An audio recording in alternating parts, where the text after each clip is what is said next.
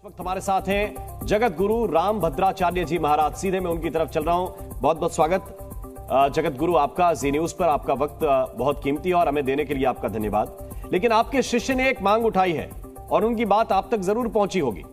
वो तो कहते हैं कि वो आपसे सलाह लिए बिना कुछ कहते नहीं। क्या ये बात जायज है जो आप कह रहे हैं धीरेन्द्र शास्त्री? हाँ, उचित है, बहुत उचित है। हिंदू राष्ट्र होना ही चाहिए इस देश को। हिंदू राष्ट्र होगा तभी हिंदू अपने स्वाभिमान से जी सकेगा।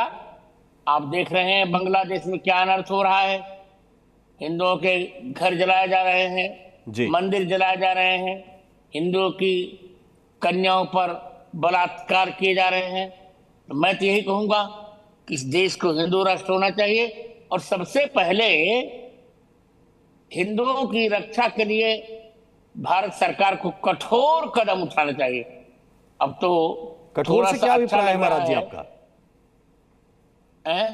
कठोर से आपका क्या अभिप्राय है?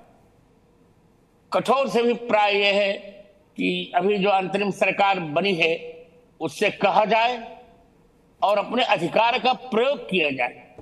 जो हिंदू भारत में आना चाहे उनको आने दिया जाए और वहां के राजदूतावास को भी चौकन्ना रहने के लिए कहा जाए जी। और मैं तो यही कहूंगा कि भारत का प्रत्येक हिंदू अब दलगत मतभेद भुलाकर एकमात्र हिंदुत्व की रक्षा के लिए तैयार हो जाए।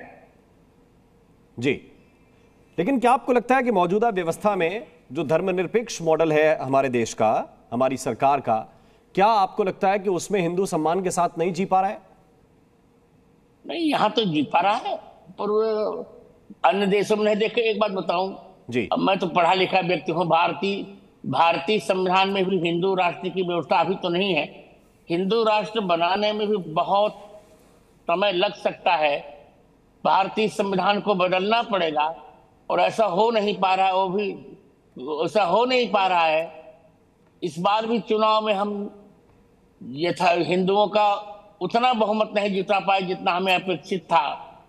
तो कहना तो सरल होता है पर कार्यान्वयन बहुत कठिन होता है। मैं तो भगवान से प्रार्थना ही करूंगा कि हिंदुओं का ध्रुवीकरण हो और हमको हिंदुओं का प्रचुर जनमत मिले, तब हम भारतीय संविधान में संशोधन करके हिंदू राष्ट्र बना सकेंगे। तो क्या इस बार पूरी प्लानिंग थी, चूंकि आप ये भी कहते हैं कि मोदी जी से आपकी अच्छी मित्रता है, तो क्या इस बार पूरी प्लानिंग थी कि खूब बहुमत मिल जाता तो फिर हिंदू राष्ट्र हो ही जाता भारत? नहीं, प्लानिंग थी। हिंदू राष्ट्र की प्लानिंग तो नहीं थी। फिर क्या था? मैं झूठ नहीं बोलता, पर हाँ हम चाहते थे कि अच्छा हमको बहुमत मिल जाए। वो ऐसा नहीं हो पाया। जी, तो अब क्या मोदी जी के पास आप समझते हैं कि विकल्प नहीं है क्योंकि इस बार कम बहुमत की सरकार है? नहीं, विकल्प बहुत है। देखिए, कम बहुमत की सरकार होने पर भी सारे मंत्रालय मोदी जी के उनकी इच्छा के अनुरूप बने। सब कुछ उनकी इच्छा के अनुरूप हो रहा है। विरोध में कुछ भी नहीं जा रहा जी। अभी आप तो देखिए, आपने तो स्वयं स्वीकार किया कि वो बहुत कठिन काम है, ये आसानी से होने वाला काम नहीं है। फिर क्यों सरकार को दिक्कत में डालते रहते हैं आपके ये शिष्य? आप लोग कि नहीं हिंदू राष्ट्र कर दीजिए। देखिए, मैं पढ़ा लिखा व्यक्ति हूँ जी और भारतीय संविधान पूरा मुझे कंठस्थ है जी। मैं जो कुछ कहूंगा वो परिहासास्पद नहीं होना चाहिए ना। जी बिल्कुल। जब तक 370 सीटें हमें नहीं मिलेंगी तब तक हम चुनाव में भारतीय संविधान परिवर्तन कैसे कर सकेंगे? जी, केवल कहने से नहीं होगा। तो ये बात तो अपेक्षा धीरेन्द्र जी जैसे लोगों को समझाइए ना आप। उनको शायद ये समझ में नहीं आ रहा है कि इस वक्त किस परिस्थिति से सरकार गुजर रही है। उनका कहना ठीक है, उनका कहना ठीक है, पर मैं अपनी बात बता रहा हूं कि स्थिति ऐसी है। जी, अब ये बताइए कि क्या सिचुएशन इस वक्त जो बांग्लादेश में बनी है, हम भी देख रहे हैं वहां पे बहुत से मंदिर तोड़े गए। जी बोलिए। इसमें भारतीय सरकार भी चौकन्ने में है। अभी मैंने देखा विदेश मंत्री का बयान भी आ रहा था। मोदी जी ने भी अपेक्षा की है और मैं भी अपेक्षा करता हूं कि नोबेल पुरस्कार विजेता के हाथ में अंतरिम सरकार का नेतृत्व आया है, तो उनको ऐसा नहीं करना चाहिए। प्रत्येक हिंदू को स्वाभिमान से रहने का अधिकार है।